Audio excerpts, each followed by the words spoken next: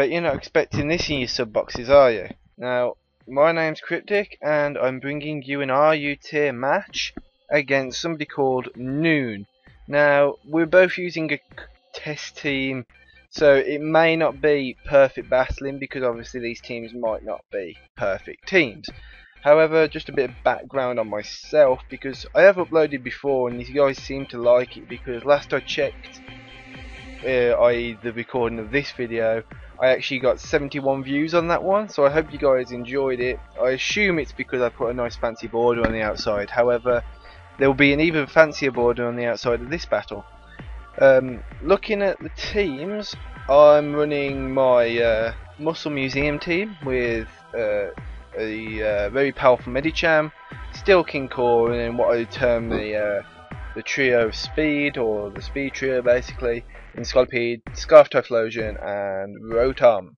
Now, Scarf Typhlosion kind of tells you that Medicham isn't Scarf, so hope you guys enjoy the battle, and after the end of the battle I'll be explaining a couple of things based on the PZ channel, to do with me and to do with the uploading schedule, because I think hopefully this might become a more regular thing. But anyway, let's get on with the battle, because it's quite, I think it's quite a long one, but there's a couple of turns that I reckon are decent plays. Now, I go into Scolipede on my first to lead, and he leads with Uxie. Now, I wasn't expecting Trick because I haven't seen many Uxie in my time using this RU team, so I just went for the Swords Dance expecting Stealth Rock, and I know after a Swords Dance I can pretty much take a lot of his team on head to head quite well. However, now I know I'm locked into Swords Dance, I'm actually going to go into Typhlosion to get in before the Stealth Rocks, which is my usual play because I don't run any kind of spinner. Now, Eruption's a nice clean 2-hit KO, but of course he's got the U-turn, so he can U-turn into his Kabutops, which, to be honest, I don't want to take. I was kind of expecting the Aqua Jet, so I don't know why I went into Steelix. However, he could have also gone for the Stone Edge, which he actually does, which is a great play because I went into Steelix now. Now, it looks like he can hardly touch me, and he actually switches out and goes into Moltres. But he also wants to kind of get in there before I set on my Stealth Rocks, because obviously Moltres is quad weak to Rock and will take 50% damage on the incoming switch into Stealth Rock. Now, I don't want, even with my sturdy ability, I don't want to lose that much health on my Steelix right now. But he actually goes for a good play, good prediction, if it was all the obvious prediction, and like obvious switch, and actually goes for the sub. Now, Moltres is a fairly big threat to my team, because especially if it's not necessarily if it's running a subset, because a subset doesn't seem to run the same amount of coverage as a regular Life Orb set, but my team still doesn't appreciate much of what Moltres can throw out. Now, he even shows me that he's got Toxic, which either means he's not running Roost or he's not running Air Slash, so he's either losing out coverage even further or he's not got the ability to heal off any of his substitutes. So I can sit in here with Slowking, trying to get him to a point whereby he has to Roost because he doesn't want to take a Scald and lose his Moltres this early in the match.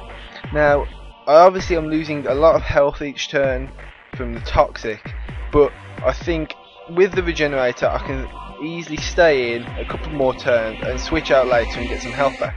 And I think making sure this Moltres isn't behind a sub when I bring in something that's faster and more powerful is actually is more important than actually trying to get save Slowking's health at the moment. Now, on the Switch, he could either have gone sub or he's actually gone the Roost, and that confirms to me he does not have Night Slash. Now he goes into Mana Trick, and I actually think that was a pretty obvious switch, so I went for the Shadow Ball because it's still stab, it's Life Orb, it's still going to do a bit of a chunk to the Moltres, which albeit wouldn't be doing too much because it looks like a defensive set. However, now I go into my Typhlosion because after a couple more turns of Stealth Rocks, it's going to go down anyway.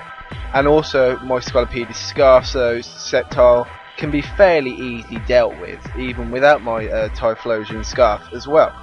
Now he goes into Uxie, I go into he goes into Uxie on the Volt Switch, and I go into Rotom because my Typhlosion went down. Now he is Life Orb at this point, and so I set up a sub. I don't know why, to be honest, because he was pretty much going to go for the U-turn or the other attacking move, or potentially he could have gone for a status move, but I did kind of expect a stab move. Now this is where he goes into Sceptile. Definitely scares out my Rotom, because Rotom's not going to be not here to take hits, unlike my Steelix. Now once again he predicts that switch into Steelix, and Steelix has got to deal with something behind a substitute. Now he is a Sub-Seed set which my team can deal with a lot more easily. That was bad grammar, wasn't it? It could deal with a lot more easily than Unburden, Acrobatics, Flight Gem sets. However, I roar him out, which gets him from behind his sub, but doesn't get rid of my Leech Seed, and in fact I roar him into Golurk, which is not the best matchup, because Golurk can hit me with 2 super effective moves if he's running Hammer Arm. Now he's not running another subset, which is brilliant. So I've got to basically sack my Rotom just to get the Golurk from behind the sub, which, to be honest, I would have liked to keep Rotom for a little bit later, just to kind of see if I could take on this Golurk. But at this point, I know my Medicham does outspeed Golurk, and I actually go for a choice banded Medicham Zen Headbutt, because obviously High Jump Kick isn't going to hit, and I'm going to lose health if I went for it, because that's stupid. Now here he could have gone and hit me for a little bit more damage, but he felt getting rid of Stealth Rock was more important than keeping his Kabutops or doing any more damage to my Medicham, because now he can switch in Magnetric without it dying, and he can also, because I assume he's either Scarf or Specs. He's probably Specs, considering he's running an Uxie with Scarf, and I don't expect, unless okay, it could be Scarf or Specs, but they're basically the same set. Now he actually shows me here. No, he doesn't yet, and I'm kind of trying not give things away. Now he goes for the Thunderbolt. I go into Steelix to resist, like have immunity to that, and I set up Stealth Rocks again, because now he's got no Kabutops. He can't spin it away. So Magnetric will die, and Moltres is going to take lots of damage on the switch-ins. Now I go into Slowking again, because now I know he isn't even running Air Slash. He cannot touch me because I'm already toxic. I'm a special warp, so he can barely do anything with a resisted flamethrower, and I can easily break all of his subs with Scald, and I can easily do a lot of damage if he doesn't sub with the same Scald. Now here he continues to go for sub. Now it's later in the game, and I'm looking at what he's got left. I think he's got Magnetric, he's got Sceptile. He's got Magnetric, Sceptile, and Moltres left. So he's got his attacking core left, basically. And I don't know what I've still got remaining. I'm pretty sure I've got my Scolipede and Medicham. I think definitely got Slowking, and I think I've got Steelix. So I've still got my defensive walls and a couple of powerful sweepers. So here, I think, looking at the rest of his team, Magnetric and Sceptile are going to be doing super effective damage to Slowking. So I may as well try and keep it alive as long as I can, whittle this Moltres down to a point of health where he's almost forced to roost, so I can bring in. See, now he goes for the roost and he's behind the sub, and this would normally scare me a lot. Now he's back up to this level of health. However, I put special defensive EVs and obviously HP EVs into Steelix so he can take special hits. Even if it's just the one, it's one more than he would have normally, and I can roar out the Moltres, and that's going to take a massive chunk of damage when switching in. Magnetric is dead. Now all I need to do is basically deal with this Sceptile, and because he's running Sub-Seed and not on the Unburdened set, I can now safely go into Scolipede, know I outspeed everything, and basically hit everything with I'm assuming I'm going to go for the... What did I go for? Because he switched... I go for the Mega Horn. Now, the Mega Horn is super effective on Sceptile, but not very effective. quad not very effective on Moltres. Now I kind of make a little bit of misplay, and this is where my kind of a bit of practice and a bit of understanding would make a bit of difference. But I actually go for the Mega Horn again, and that was stupid of me. But fortunately, I think I get away with it just a little bit because he does go for the Roost and doesn't go for the Flamethrower, so I can keep my Scolipede safe, and that is a game-changing turn because he didn't actually attack me and he goes for the Roost. Now, I know he's going to sub because I'm fearing that Flamethrower, and I'm also locked into the quad-resisted Mega Horn. So I go into Slowking because it's my best. It's pretty much the only thing I'm going into when Moltres is on the field, and I know I can easily break down these subs really easily. And at the end of the day, I'm going to speed this up purely because we've seen it twice, pretty much twice before. It's just me breaking his subs with Scold to the point where he's got to Roost so that he stays alive basically. And I think this is the time. This is the one matchup where I just go. Slowking doesn't matter. It can wall Moltres. Once Moltres is gone, it's going to be death fodder against Sceptile anyway, because I assume it's got those super effective hits still, and Leech Subseed as well. So I might as well not have such a massive, bulky, especially bulky tank, basically giving his Sceptile health. So now I'm sitting here going.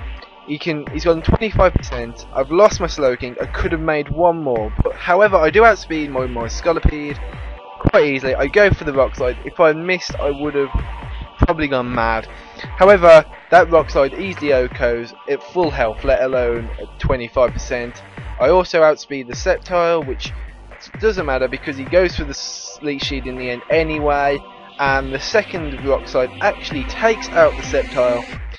It wouldn't have mattered anyway if he had just taken out my Scolipede, because I do have my Choice Banded Medicham left with the Bullet Punch, so I could have easily taken him out in the end. I hope you guys enjoyed my battle. Now, a little bit at the end, but regarding what we are discussing regarding the PZ schedule, Ibanez is actually allowing me to upload on a Saturday, so you're going to be getting, hopefully, if everyone uploads in the week, 6 battles on this channel a week.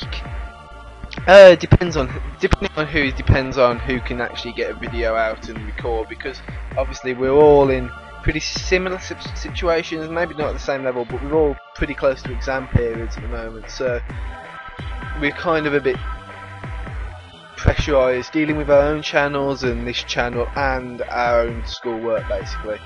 But in my situation, I will be uploading on Saturdays now.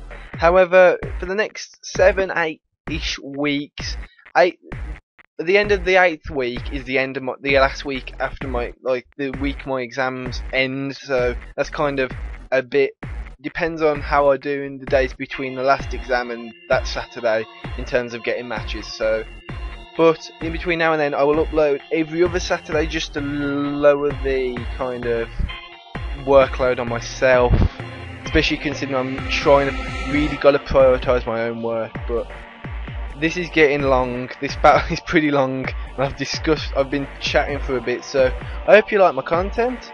If you want to go over to my channel, check my battles out. They're pretty much similar to this. I'm using my Muscle Museum team at the moment. However, I like playing RU, I like playing UU, I like playing NU. I won't play OU. I've got some Ubers matches prepared. The logs are ready. I've just got to record them. So if you want to see Ubers matches, comment on my own videos saying we want to see some Ubers, because after all, I've got some there. They're not brilliant, but if you want to see me play Ubers, because it's one of those tiers I refuse to ever play ever, but I got conned into playing it, and it's quite fun actually. It's really fast paced, so it's a bit of a different tier.